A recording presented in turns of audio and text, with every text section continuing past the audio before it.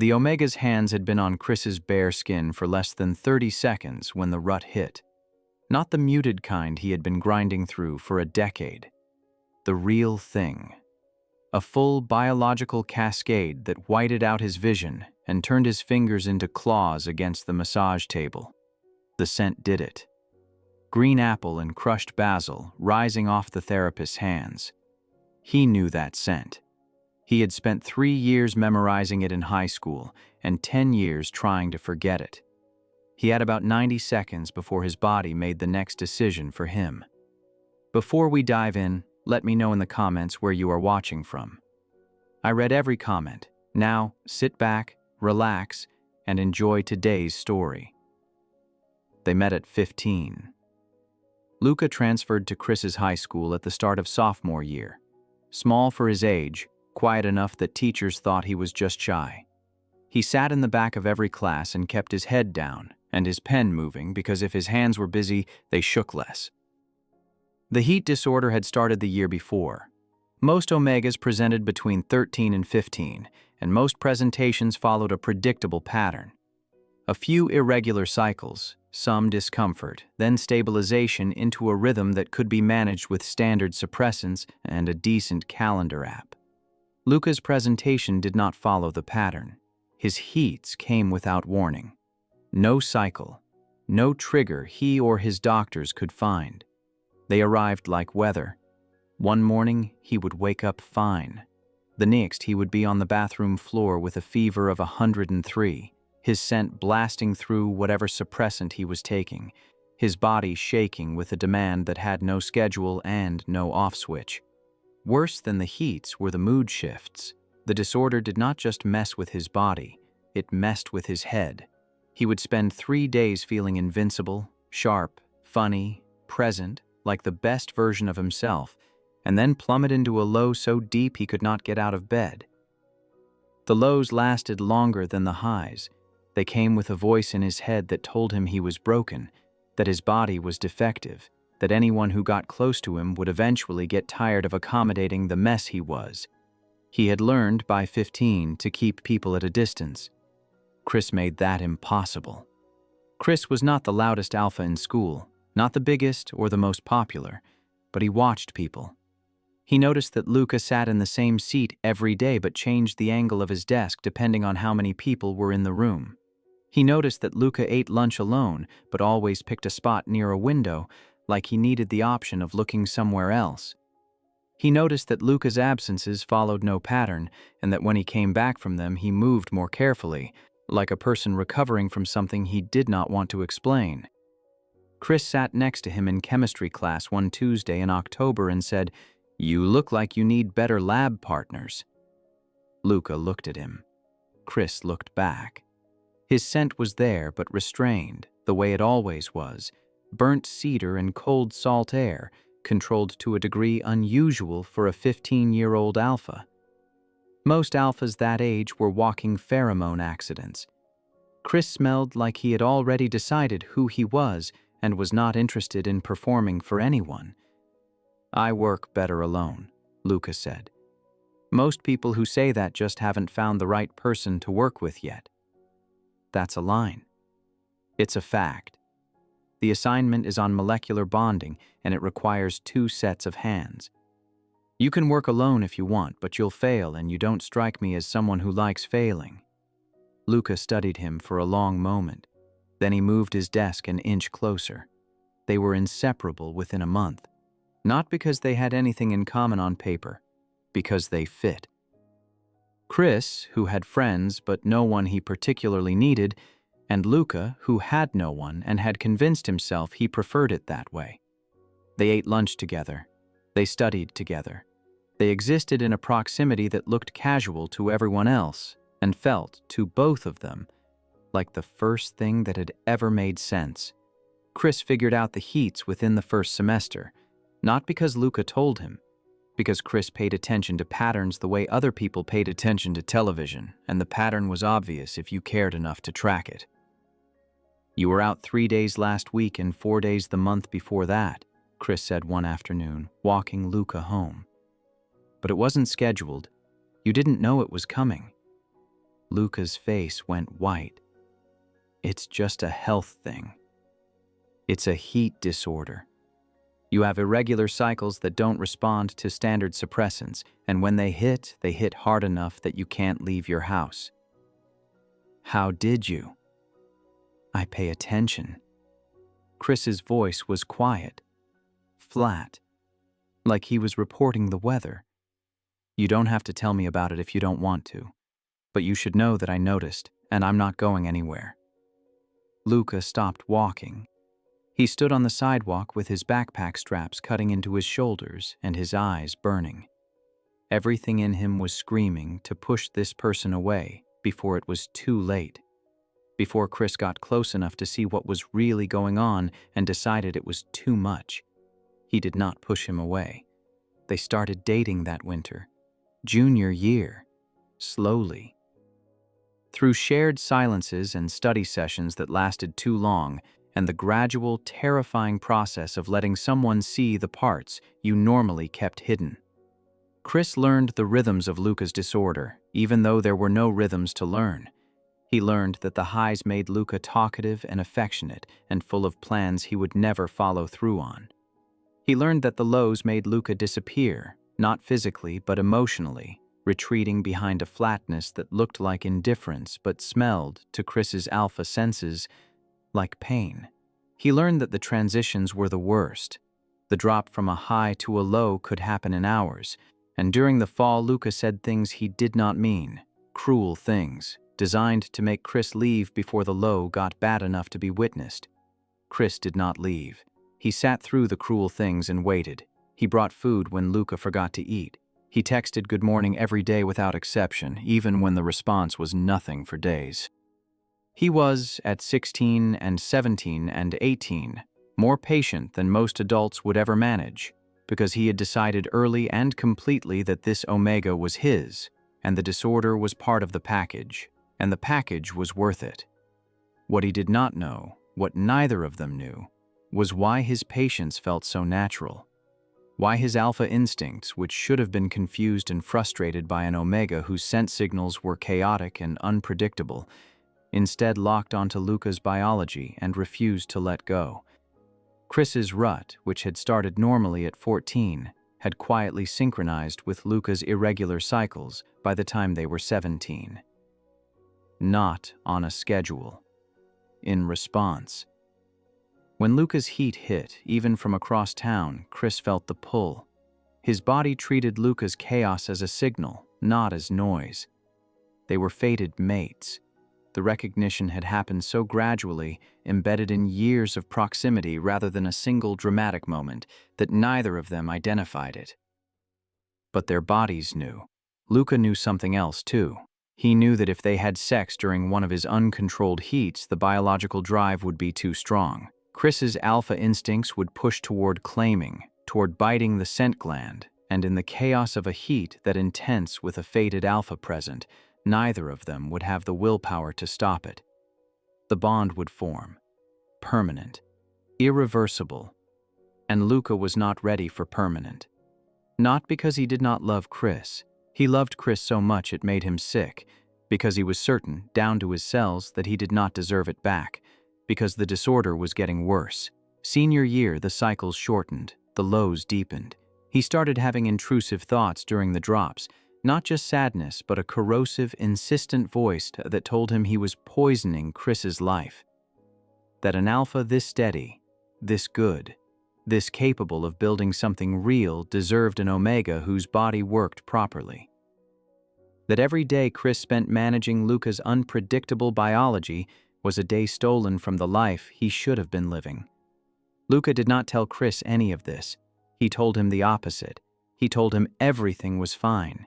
He managed. He white-knuckled through the lows alone when he could and performed wellness when he could not. And he avoided sex with an escalating series of excuses that Chris accepted, because Chris trusted him. After graduation, Chris brought up bonding. They were sitting in Chris's car in the parking lot of a diner they had been going to since junior year. It was August. Chris had been accepted to a flight training program in Phoenix. Luca had a spot at a massage therapy school in Denver. Their lives were about to diverge, and Chris wanted to close the distance before it opened. "I want to bond with you," Chris said. Direct, no buildup. He identified what he wanted and said it, because anything less felt like wasting time. Luca's hands went cold in his lap. "We've been together for 3 years. I know your cycles are difficult. I know your body doesn't do what other Omegas' bodies do. I don't care. I want to bond with you and build a life with you and figure the rest out as we go." Every word was true. Every word was precisely what Luca wanted to hear. And every word made the voice in his head louder. He will spend his life taking care of you. He will miss flights and cancel plans and rearrange his entire existence around your broken biology, and eventually the resentment will come. And when it does, it will destroy both of you. "I can't," Luca said. Chris's expression did not change. He processed before he reacted. Always had. But Luca could see it happening behind his eyes, the gears turning, running through every possible explanation for why someone he had loved for 3 years was saying no to him in a parking lot. "Why?" "Because I'm not ready." "For what specifically?" "For this.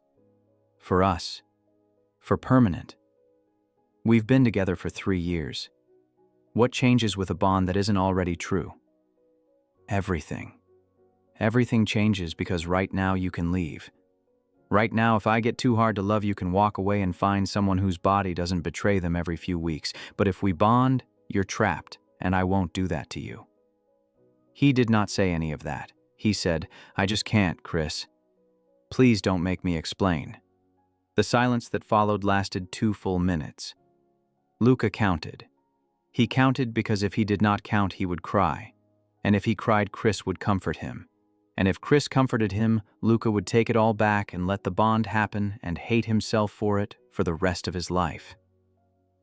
"Is this about someone else?" Chris asked, even. Clinical, not jealous. He was running through explanations, trying to find one that made the math work. "No, there's no one else. There could never be anyone else." "Then I don't understand." "I know. I'm sorry."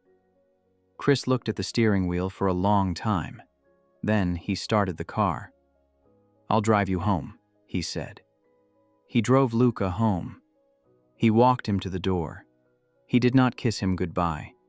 He stood on the porch with his hands in his pockets and his jaw set and his scent completely flat, which was worse than anger because it meant he had already decided this was over. "Goodbye, Luca," he said. "Not see you later. Not I'll call you. Goodbye." Luca went inside and did not come out for 4 days. When the low finally released him, Chris was already gone.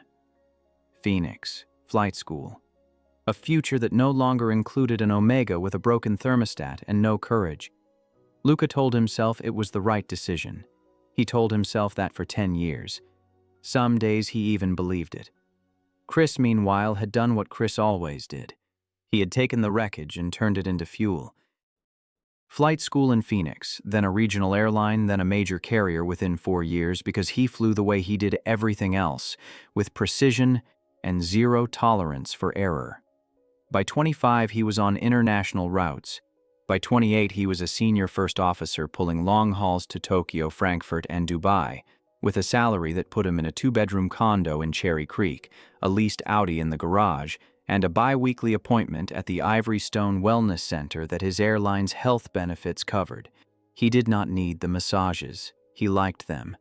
60 minutes where his phone was off and his brain was quiet and nobody needed him to make decisions. It was the closest thing to peace he had found since he was 18. He had built the life that looked, from the outside, like proof that the breakup had not touched him. The condo was clean. The car was maintained. The career was ascending. He ate well, trained 3 times a week at a gym in Lodo, and spent his layovers in hotel rooms where he read flight manuals and did not think about an Omega in a parked car saying the words that ended everything. The rut was the only thing he could not fix. His body refused to cooperate. Muted cycles, half responses. A doctor in Seattle who told him after the divorce that his endocrine system appeared to be oriented toward a single omega and was unlikely to fully activate for anyone else. Chris had filed that information the way he filed turbulence reports. Noted, managed, moved past. Then, a Tuesday afternoon in October blew it all apart. The massage was a disaster. Luca had been working at the Ivory Stone for 3 months. The job was good for him.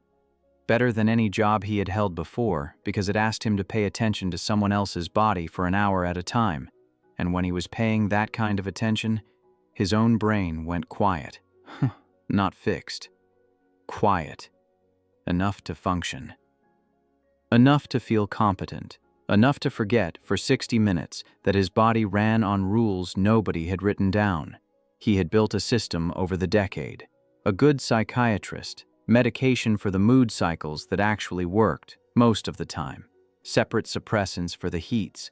Breathing exercises he did every morning whether he felt like it or not. He was not cured, he was managed. And on his good days he was more than managed. He was genuinely good at what he did, and the clients who came back to him by name were proof of that. He did not look at the appointment book before his 2 o'clock. Gwen was out. The front desk had reassigned her clients. Luca took the file without checking the name because names did not matter. Bodies mattered. Tension patterns mattered. Pressure in tissue and the mechanical reality of muscles that needed to release. He opened the door to treatment room 4, and the scent hit him before he processed the shape on the table. Burnt cedar, cold salt air. And underneath, a thread of black tea so faint it could have been imagination. Luca's hand tightened on the doorframe. His vision narrowed. His heart, which had been calm and professional 30 seconds ago, slammed into his ribs hard enough that he felt it in his teeth. His scent gland, suppressed by medication and years of discipline, swelled against his collar. The man on the table was face down. Broad shoulders, dark hair cut short. Well-maintained body, the kind that came from discipline rather than vanity. Luca could read the tension from the doorway. Tight through the lower back. Cervical spine holding left. Rhomboids locked. Nothing unusual. Nothing that explained why his hands had gone cold. He could also read the scent, every molecule of it, because his body had spent 3 years memorizing it and 10 years failing to forget it. Professional. Be professional. He does not know it is you. You can get through this. He heard his own voice deliver the standard greeting, heard it come out steady and professional when the rest of him was anything but. And the body on the table went rigid. Every muscle Luca could see through the sheet contracted at once. The hands, visible below the face cradle, curled into the linen. He knows. Lower back, said the voice from the cradle. Measured. Deliberately even. The voice of someone deciding in real time to pretend nothing was wrong. And neck. Left side. He was not going to acknowledge it. He was going to lie there and pretend he did not recognize the Omega standing 3 feet away. The realization hit Luca like a slap. Chris knew exactly who was in the room, and he had chosen deliberately to say nothing. Fine. If that was how he wanted it. Luca approached the table.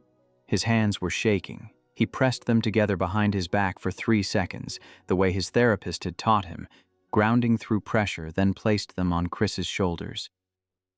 When his palms made contact with Chris's skin, something happened. A jolt. Not pain, not heat, just a reaction that went through both of them at once and made them both flinch. Luca recovered first because he was working, and work was the only thing keeping him upright. He began the broad effleurage strokes, long, warming passes across the trapezius and down the thoracic spine. Standard opening technique. Textbook. His hands knew what to do, even if the rest of him was falling apart. Chris's body was a contradiction. The muscles were locked, guarded, resistant. The body of a man who did not want to be touched by these particular hands. But underneath the conscious resistance, Luca could feel the involuntary response. the tissue warming faster than it should, the blood flow increasing, the scent shifting. The burnt cedar was intensifying, the cold salt air was heating, losing its edge, turning into something warmer and more volatile. The black tea, which should have been undetectable under normal circumstances, was coming through so strong that Luca's fingers faltered mid-stroke. Chris was going into rut. Luca's hand stopped. He knew what he was looking at. The temperature spike under his palms, the pheromone escalation, the tremor in the paraspinal muscles that was not tension. It was a rut activating in real time. His touch had triggered it. His scent, leaking past his suppressants in response to Chris's proximity, had reached something in Chris's endocrine system that had been shut down for 10 years. And it woke up. Chris sat up abruptly. The towel slipped.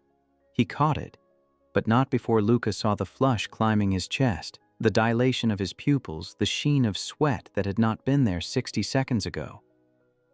"I need to." Chris's voice was wrong. Thick, strained. The pilot's control was cracking. "Excuse me."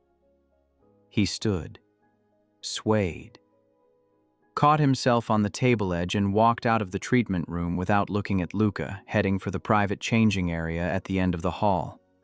Luca stood alone in the room. Chris's scent was everywhere, saturating the air, clinging to the sheets, filling his lungs with every breath. His own body was responding. The green apple in his scent was sharpening, the basil intensifying, and the honey that only surfaced when his guard was truly down, was bleeding through his suppressants with a sweetness he had not produced in years. He looked at his hands. They were still warm from Chris's skin. He must be disgusted, Luca thought. The thought arrived with the familiar authority of the voice that had lived in his head since he was 14. He felt me touch him, and his body recoiled.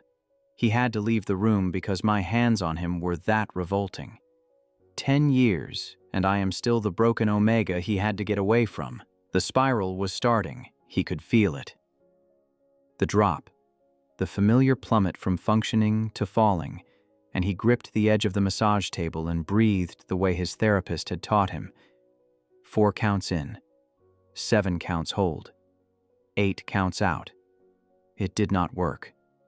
The voice was too loud. "You are worthless. You are defective. You drove away the only person who ever wanted you, and now you cannot even touch him without making him sick." Luca closed his eyes, opened them, made a decision that was either brave or stupid and could not tell which. He walked to the changing area. The door was closed but not locked. He knocked. "Chris, it's Luca. I wanted to Apollo." The door opened and the full force of an alpha in active rut hit him like a wall. Chris was standing just inside, one hand braced on the locker, the other gripping the door frame. His eyes were blown black. His chest was heaving. His scent was no longer controlled or subtle or professional. It was raw, uncut alpha rut pheromone, burnt cedar and salt and black tea pouring off him in waves so dense the air felt thick with it. "You need to leave," Chris said. Each word was a separate effort. His jaw was clenched so hard the tendons stood out in his neck. "Right now. I can't." Luca did not leave. He couldn't. His body, which had spent 10 years on suppressants and medication and carefully managed distance from any alpha strong enough to affect him, recognized the rut pheromones of its fated mate and blew past every pharmaceutical barrier like they were not there. The heat came fast. Faster than any cycle he had ever experienced, because this was not a random biological misfire. This was a targeted response. His body knew this alpha, had always known this alpha, and the decade of separation had not diminished the recognition. It had compressed it, stored it, and now it was releasing all at once. The honey in his scent erupted, sweet, thick, overwhelming. It hit Chris's rut-activated system, and the last thread of his control snapped. Chris's hand closed around Luca's wrist and pulled him into the changing room. The door swung shut. Luca's back hit the wall of lockers with a sound that rang through the small space, and then Chris's mouth was on his neck and his hands were on Luca's waist, and the room dissolved into scent and heat and the biological imperative that had been building between them for a decade. There was nothing gentle about it and nothing romantic. It was two bodies that had been designed for each other finally colliding after 10 years of deprivation, and the force of it left no room for thought or hesitation. Luca's hands found Chris's shoulders. Chris's teeth found Luca's neck. The bond formed at the moment of claiming, Chris's bite breaking the skin of the scent gland, and the connection that flooded through both of them was so intense that Luca's knees gave out, and Chris caught him and held him against the lockers while the bond completed itself in a rush of shared sensation that neither of them had planned, and neither of them could stop. The rut peaked. The heat crested. And in a changing room at the Ivory Stone Wellness Center at 2:47 on a Tuesday afternoon, Chris and Luca bonded. The silence afterward was catastrophic. Chris released him first, stepped back. His hands were shaking. His scent was still thick in the room, but the rut urgency was receding, leaving behind a clarity that arrived like cold water. He looked at Luca. Luca looked at him. 10 years of distance compressed into the 3 feet between them, and the bond, fresh and raw and absolutely permanent, pulsed between their chests like a second heartbeat. "I have to go," Chris said. His voice had gone clinical. He was already rebuilding the wall, resealing the wound, sorting what had just happened into a category he could manage. He got dressed and walked out without looking back. Luca slid down the locker wall and sat on the floor of the changing room with his shirt torn and his neck bleeding, and a bond mark throbbing on his scent gland that would be there for the rest of his life. He found his supervisor, said he was feeling ill, asked to go home for the rest of the day. The supervisor looked at the mark on his neck and the state of his clothes and asked no questions. Luca drove home on autopilot, parked, walked into his apartment, locked the door, sat on the floor of his shower with the water running and the bond pulsing in his chest, transmitting fragments of emotion that did not belong to him. Anger. That was what Chris was feeling. Cold, structured, furious anger. Not at Luca, at himself, at his own body for betraying him. At the biological system he had thought he had under control, finally proving that it had never been under control at all. Luca closed his eyes and let the water run, and felt the precise shape of Chris's resentment pulsing in his own chest. A borrowed anger that tasted like iron and added it to the evidence he had been collecting since he was 14 that he ruined everything he touched. On the other side of the city, Chris sat in his condo and stared at the ceiling while his rut receded and the bond settled into his nervous system, and his body, after a decade of running on empty, felt complete. He hated it. He hated that his rut, which had been functionally dead since Luca left him, which had produced nothing but muted, unsatisfying half-cycles for an entire decade, which had failed to respond to his ex-wife or anyone else, had roared back to full force the instant Luca's hands touched his skin. He hated that the bond felt good. That the anger and the betrayal and the years of building a life without this Omega were all apparently irrelevant to his biology, which had decided at 15 and never reconsidered. He pulled out his phone, stared at it, put it down. Something reached him from Luca's side. Not anger, something worse. A deep, familiar darkness that Chris recognized from years of sitting next to it in high school, waiting for it to pass. The low. Luca was in a low, and even across the city. Even through 10 years of distance and a wall of resentment, Chris's alpha instincts responded to it with a protectiveness so fierce it made his chest ache. He picked up the phone again, put it down again. He was not going to call. He was not going to reach out.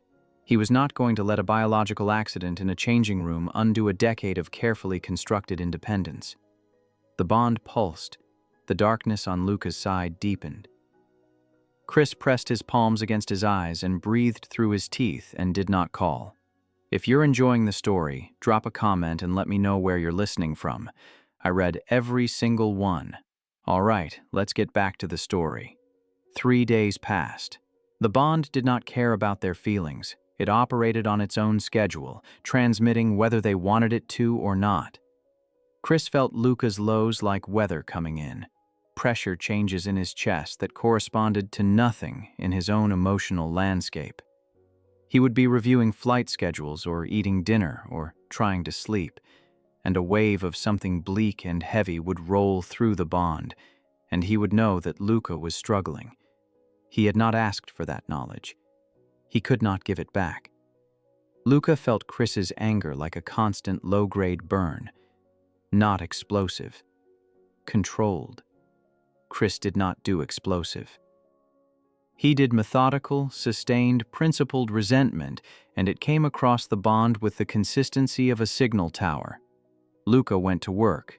He took clients. He kept his collar high to cover the bond mark and told the front desk he had a skin condition.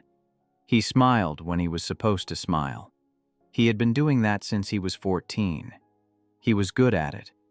On the third night, he was lying in bed feeling the bond pulse and thinking about how strange it was to be connected to someone who did not want to be connected to you when his phone buzzed. Unknown number. A text. I am outside your building. Come down. Luca stared at the screen. He had not given Chris his address, but the Ivory Stone kept client records, and Chris was the type of person who would find what he needed to find. He went downstairs. Chris's Audi was in the lot. Black. Clean. Not a speck of dust on the dashboard. That was Chris.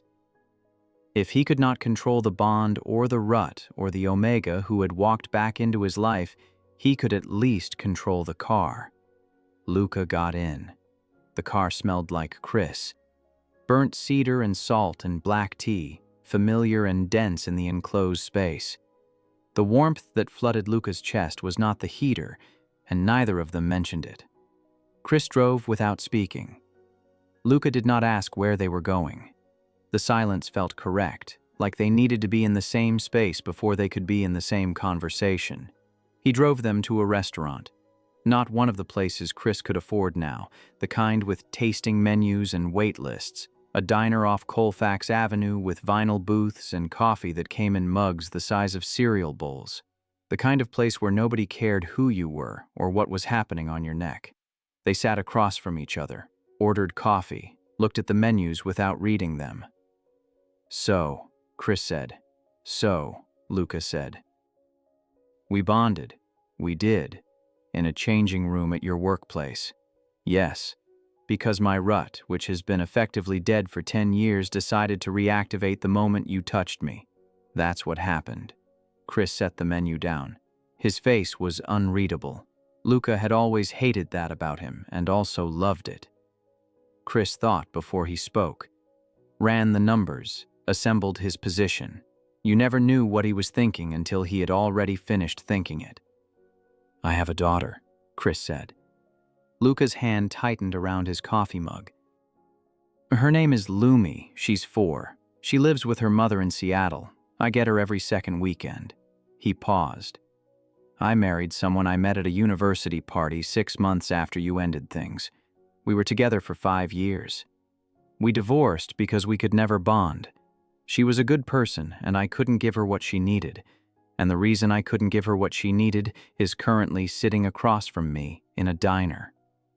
Luca's throat closed. I don't say that to hurt you, Chris continued. I say it because we're bonded now, and you're going to find out about my life whether I tell you or not, and I would rather you hear it from me than feel it through the bond in fragments. I'm sorry, Luca whispered. For which part? For all of it. That's not specific enough. Chris's voice was not cruel. It was precise. He needed data, not apologies. I spent 10 years not understanding why you left. You said you weren't ready.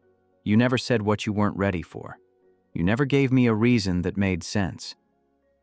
The coffee arrived. Neither of them touched it. "I need a reason, Luca. I needed one 10 years ago and I need one now. Because my body just bonded with you against my conscious will. And if I'm going to figure out what to do about that, I need to understand what happened." Luca looked at the coffee, at the table, at the window, at everything except Chris's face. "Not tonight," he said. "When?" "I don't know. Soon. But I can't do it in a diner. I can't do it when I'm—" He stopped. The drop was coming. He could feel it at the edges, the familiar tilt of the ground, the volume on the intrusive thoughts creeping up. If he tried to explain the disorder now, in this state, it would come out wrong.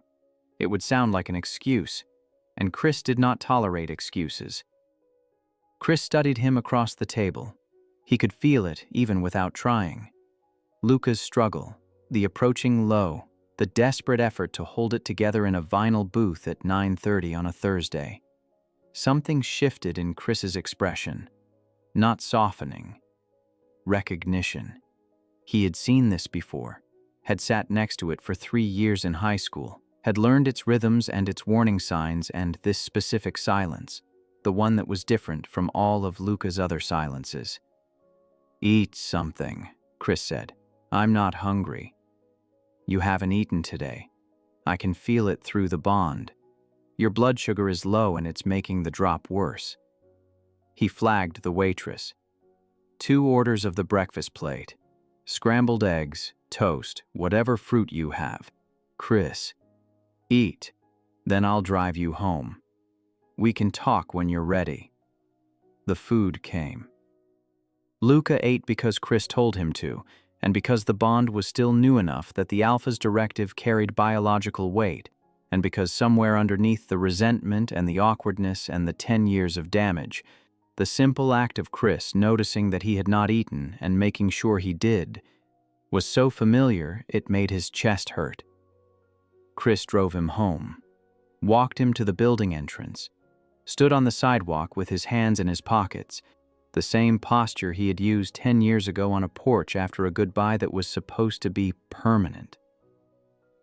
"I'll come back Friday," Chris said. "Same time. You don't have to. We're bonded.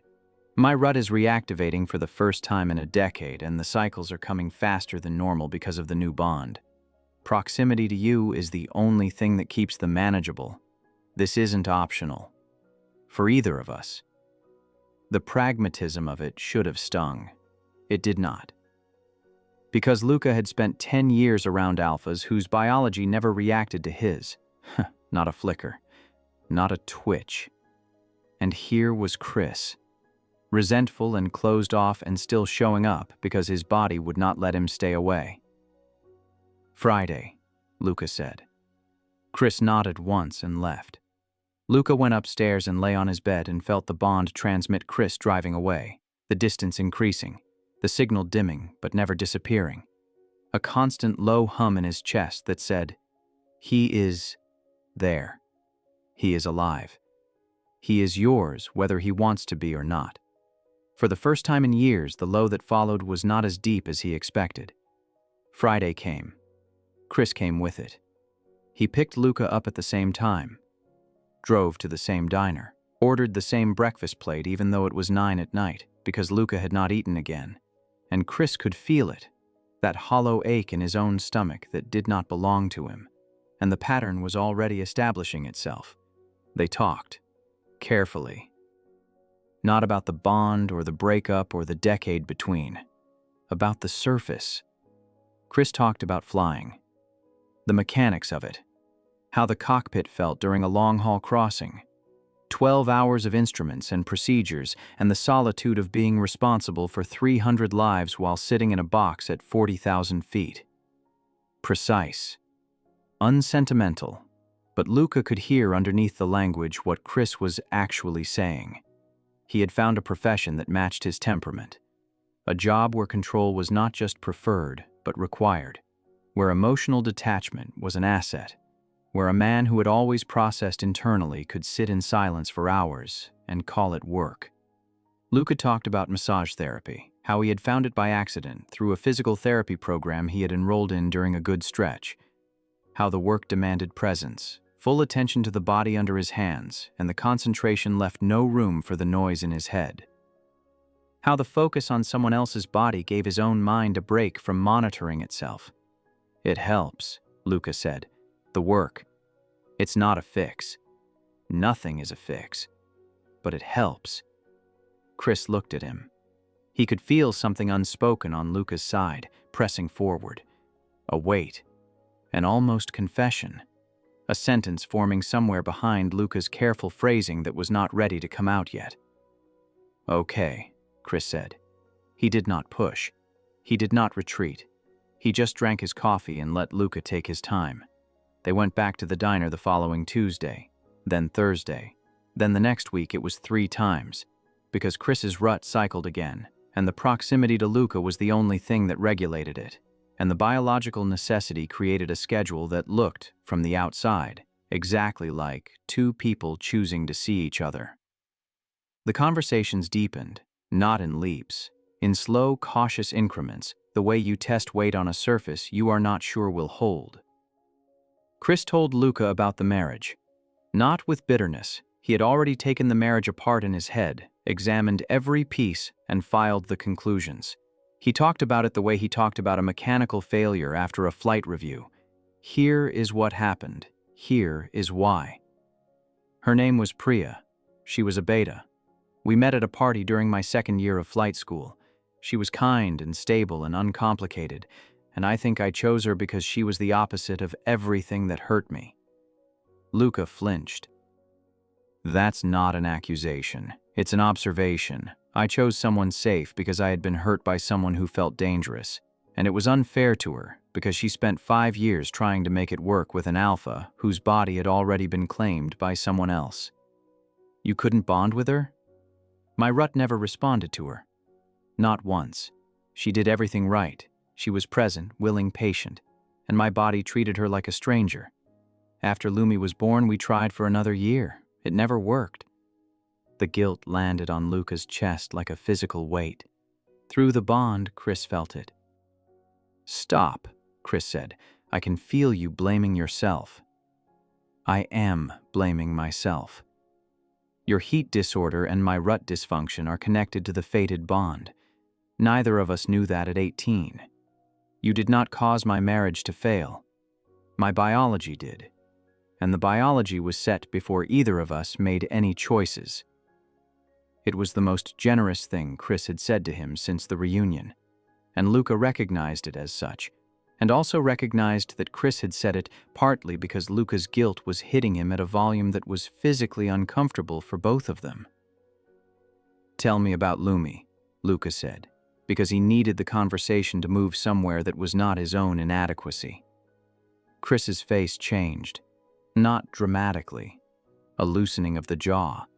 A softening around the eyes that was so slight most people would have missed it. But Luca was not most people. Luca had spent 3 years memorizing this face, and he caught the shift like catching a dropped coin. She's 4.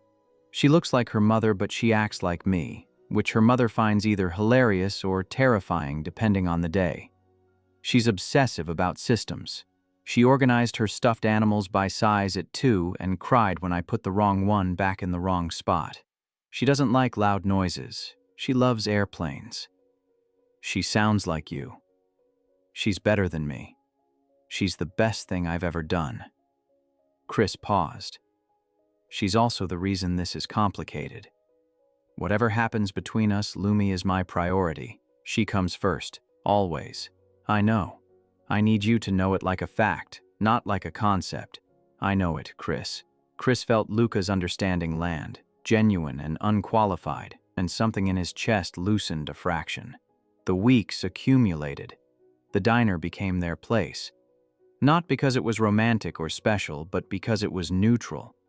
Nobody there cared about the bond mark on Luca's neck or the tension between 2 men in a corner booth. The coffee was bad. The eggs were always slightly overdone. The waitress called them both Han and refilled their mugs without asking. Luca had a bad week in the fourth week. 3 days of the low, the kind that made getting out of bed feel like swimming through concrete. He went to work because he had to. He smiled at clients because the job required it. He came home and lay on the floor and knew that somewhere across the city, Chris was sitting with Luca's misery in his own chest, unable to fix it, unable to ignore it, and probably furious about both. On the second night, Chris texted. "Bad day," Luca typed and deleted 4 responses before sending, "Yeah." Chris sent back, "I am coming over. Do not argue." He arrived with food, not diner food, Thai from a place on South Broadway, and the order was too specific to be random. He had been paying attention to what Luca ate. He let himself in because Luca had given him the door code the previous week in a moment of practicality that had felt, looking back, like a larger surrender. He found Luca on the couch in the dark, not crying, not dramatic, just still, the way Chris remembered from high school. The stillness that meant the volume on the internal voice was turned up so high there was no room left for movement. Chris sat on the other end of the couch, set the food on the table, did not touch Luca, did not try to fix anything, just sat there, his scent filling the room with burnt cedar and salt, and let the bond do what it was designed to do. The proximity helped, not like medicine, like weight on the other side of a scale. Chris's alpha pheromones, calibrated by biology for this specific omega, did what no pharmaceutical had ever managed. They gave the chaos a reference point. "I should have told you," Luca said. It came out in the dark, unprompted, like something he had been holding in his throat for 10 years and could not carry anymore. Chris waited. "In high school, I should have told you what was happening. What the disorder actually was. What it was doing to me." "What was it doing to you?" Luca told him. Not the clinical version. Not the version he gave his psychiatrist, organized and labeled and presented in the third person. The real version. The one that lived inside his body. He told Chris about waking up on the good days feeling like he could do anything. Like the world was bright and manageable and his, and knowing even while he felt it that the brightness was borrowed, that his body would take it back within days and charge interest. He told him about the bad days, the ones where getting dressed felt like a negotiation and leaving the apartment felt like a war, and the voice in his head narrated a running list of reasons he did not deserve the air he was breathing. He told him about the heats that came without warning and wrecked whatever stability he had managed to build, leaving him feverish and vulnerable and furious at a body that refused to follow its own rules. He told Chris about the night he decided to end things, how the low had been building for a week, how Chris had brought up bonding at the worst possible moment, when the voice was loudest and the certainty that he was poisoning Chris's life was total. How the decision had felt in the moment, like the only selfless thing he had ever done. "I thought I was saving you," Luca said. His voice was raw.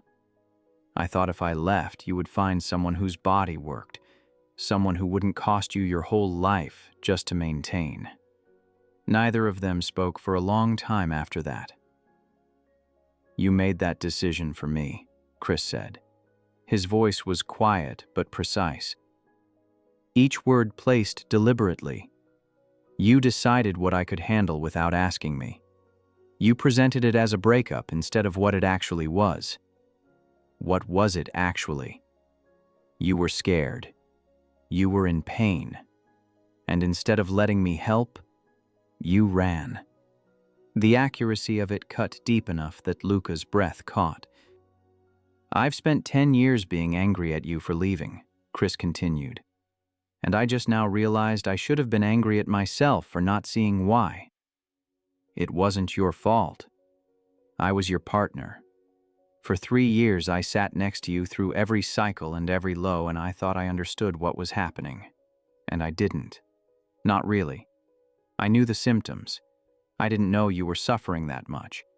I didn't create a space where you felt safe enough to tell me the truth, and that failure is mine." "Chris, you were 18. So were you. and you carried this alone because you thought I couldn't handle it." He was looking at Luca now, and his expression was something Luca had not seen on his face in 10 years. Grief. The kind that comes from understanding something too late to change it. "I could have handled it. I know that now." "Do you?" "I do. But knowing it now doesn't undo what happened." "No," Chris agreed. "It doesn't." They sat in the dark while the Thai food cooled on the table and neither of them spoke, and the silence held everything they could not say yet. Then Chris reached across the couch and put his hand on Luca's. Palm down. Warm. The contact was simple, and Luca felt what Chris could not bring himself to say out loud.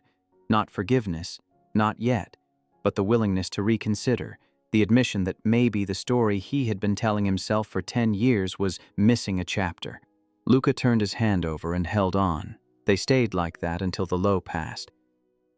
And when it did, when Luca's breathing steadied and his scent stopped carrying the sharp edge of distress, Chris got up and heated the food and told him to eat. And Luca ate, and neither of them mentioned that this was the first time in 10 years that Luca had not gone through a low alone. The visits became regular. Not dates, not reconciliation. Something that existed in the space between obligation and choice. Chris came over after his flights. Luca texted him when the lows were coming, not because Chris asked him to, but because the bond made, hiding it pointless, and the effort of pretending was exhausting. Chris noticed something. The lows, which had been hitting Luca 3 or 4 times a month, began to space out. The interval stretched from 5 days to 7, then to 9. The intensity moderated. The drops were still real, still hard, but the floor was higher. The recovery was faster. He asked Luca's psychiatrist about it during a joint appointment that Luca had agreed to with visible reluctance and quiet relief. "Fated bond pheromone regulation," the psychiatrist said. "It's documented but rare, because confirmed fated pairs are rare. The alpha's pheromone profile acts as a biochemical anchor for the omega's endocrine system. It doesn't cure cyclical dysregulation. It provides a baseline. Think of it as the difference between navigating with a compass and navigating without one. The terrain is the same, but with the compass you don't get lost as often." Chris looked at Luca. Luca was staring at his hands. "You knew this," Chris said. "I found out 2 years ago. My doctor mentioned it during a medication review. That fated bonds had stabilizing effects on omega heat disorders." Luca's voice was quiet. "I didn't know who my fated mate was. I just knew that whoever they were, they could have helped me where medication kept falling short, and I had already walked away from them." Neither of them said anything for a while after that. The math was ugly. For 10 years, Luca had been managing his disorder alone, without the biological support system that his body was designed to receive from a specific alpha. An alpha who had been equally deprived, suffering through muted ruts and a failed marriage because his body refused to function without the omega it had chosen. They had both been incomplete. And the incompleteness had cost them both more than either of them had understood until now. 2 months after the bonding, Chris took Luca to meet Lumi. It was not planned as a grand gesture. It was Chris's weekend with Lumi, and the logistics of keeping Luca separate from that part of his life were becoming impractical. The bond made extended separation uncomfortable for both of them. Chris explained this with data, because Chris explained everything with data. Lumi is perceptive. She will notice your scent on me regardless of whether you're present. She's already asked why I smell different. Introducing you is more practical than continuing to avoid it. You want me to meet your daughter because it's practical? I want you to meet my daughter because she's the most important person in my life, and you're bonded to me, and those two facts need to coexist. The practicality is a bonus. That's the most romantic thing you've ever said to me. I'm not romantic, I'm logical. I know. That's what makes it romantic. Lumi was 4.5 and exactly as Chris had described: small, serious, organized. She had Chris's dark eyes and someone else's softer features, and she looked at Luca from behind her father's leg the way Chris looked at a problem. Assessing, categorizing, deciding whether this new variable belonged in her system or not. "You smell like apples," she said. "I do," Luca agreed. "Daddy smells like campfire." "He does." She considered this. "You smell good together." Luca looked at Chris. Chris's expression had not changed, but Luca felt something crack open in the man's chest as if it were his own, something warm and raw and terrified. Chris was afraid, not of the meeting, of what it meant, of what it would mean to Lumi if this worked and what it would mean to all of them if it did not. "Do you want to see my airplanes?" Lumi asked Luca. "I would love to see your airplanes." She led him by the hand to her room. Everything was sorted. Stuffed animals by size on the shelf.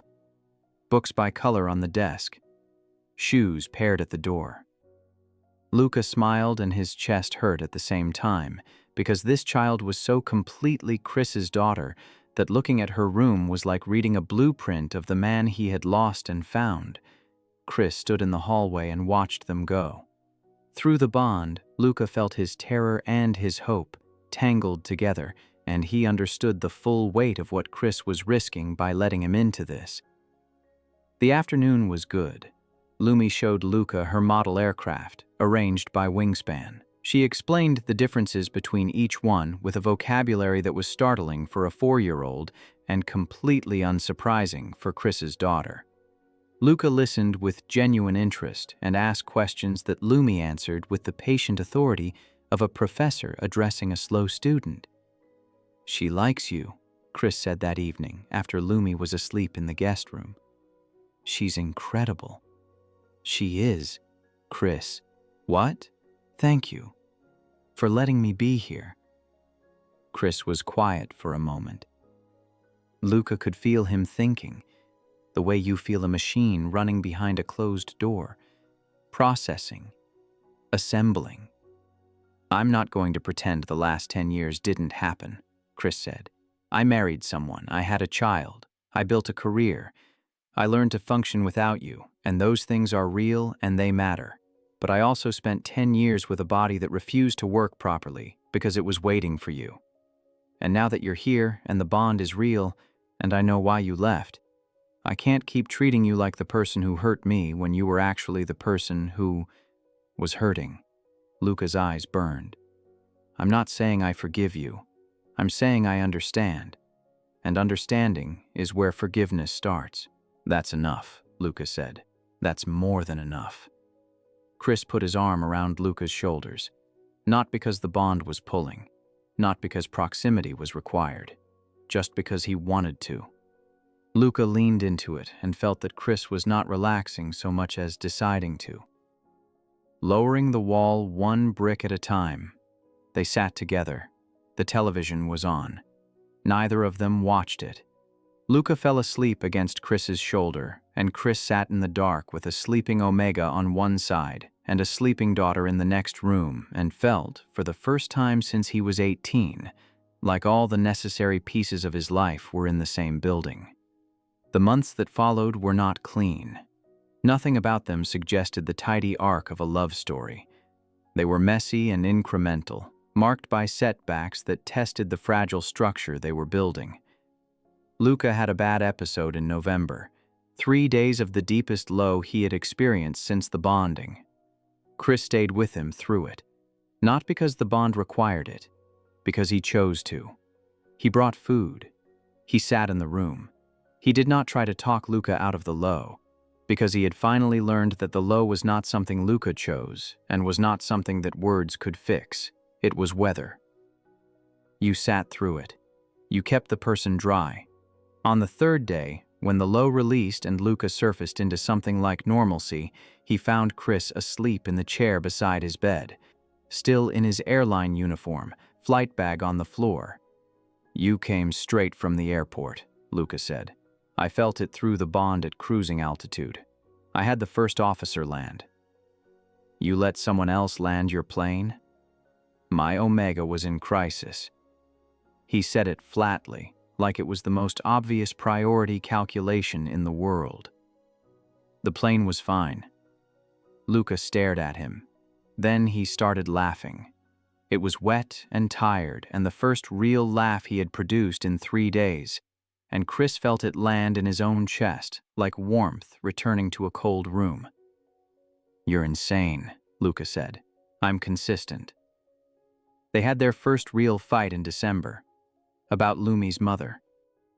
Chris's ex had called during one of his visits to Luca's apartment, and the conversation had been tense, audible through the walls, and afterward Chris had gone quiet. The bond read it as shame. She's not happy about the bond, Luca said. She's not happy about a lot of things. She has a right to be upset. You were married to her. You have a child together, and now you're bonded to the person who was the reason your marriage never worked. You weren't the reason. Chris, be honest. The silence was longer this time. My inability to bond with her was the reason. You were the cause of the inability. There's a distinction. Not to her, there isn't. No, not to her. They argued about boundaries, about Lumi, about whether Luca had any place in decisions involving Chris's ex and his custody weekends, about whether Chris's instinct to keep those parts of his life separate was protection or exclusion. The fight was not loud. Neither of them were loud fighters. It was precise and conducted through a bond that made hiding emotions impossible. They did not resolve it that night. They resolved it over the course of a week, in fragments, through texts and phone calls and one long conversation at the diner, where they both said things that were uncomfortable and necessary and true. I'm going to mess this up sometimes, Luca said during the resolution. Not because I want to, because my brain lies to me about what I deserve. And sometimes I believe it. And when I believe it, I make decisions that protect you from me instead of letting you decide what you can handle. I know, Chris said, and I'm going to shut down when I should be talking. Because my instinct when something hurts is to process it alone and present conclusions, and that makes you feel excluded. It does. I'll work on it. So will I. They shook on it, which was absurd and exactly right, because Chris treated agreements like contracts, and Luca had learned that honoring that was more meaningful to him than any grand romantic gesture. Spring came. Luca's episodes had spaced to twice a month, which his psychiatrist called remarkable and attributed to the combination of medication, therapy, and consistent fated bond regulation. The lows still came. They would always come. But the anchor held. Chris's scent, his proximity, the pulse of the bond, gave Luca's system a reference point that medication alone had never provided. Chris's rut had normalized. Full, regular cycles that his body managed without crisis. His flight physicals improved. His doctor noted lower cortisol, better sleep, cardiovascular markers returning to healthy ranges. Lumi came to Denver for a weekend in April. She slept in Luca's guest room, which he had furnished with a bed the exact height she preferred and a shelf for her aircraft collection, and she told him on the second morning that his apartment smelled like home now. Luca had to leave the room so she would not see him cry. On the last night of her visit, after Lumi was asleep, Chris and Luca sat on the apartment floor with their backs against the couch and a bottle of wine neither of them was really drinking. I regret it, Luca said, leaving you. Every day for 10 years. I regretted it. I know. I also think it was necessary. Not the leaving. The growing up. I wasn't ready for this at 18. My disorder was unmanaged. I didn't even have a diagnosis yet. I would have bonded with you and then destroyed both of us trying to pretend I was fine. Probably, Chris agreed, and the honesty of it made Luca laugh. You're supposed to say, no, we would have figured it out. We might have. We also might not have. I was 18 and arrogant, and I thought loving you hard enough would fix everything, and that's not how chronic conditions work. You needed a psychiatrist and medication, and a decade of learning to manage your own biology. I needed to learn that control and care are not the same thing. When did you learn that? When Lumi was born, and I realized that no amount of planning could prevent a 7-pound human from doing whatever she wanted. Luca leaned his head against Chris's shoulder. The bond hummed between them, and for once neither of them was fighting it or analyzing it or bracing for what came next. They were just sitting in it. "I'm glad you have her," Luca said. "I'm glad the 10 years gave you Lumi." "So am I, and I'm glad they brought us back." Chris turned his head and pressed his mouth against Luca's hair, and Luca felt it, not through the bond. Through the quiet fact of Chris's lips in his hair and Chris's arm around his shoulders, and Chris choosing to stay. Forgiveness. Not announced. Not dramatic. Just there, woven into the ordinary air of a Tuesday night. "Same time Friday?" Chris said. Luca smiled against his shoulder. "Same time Friday."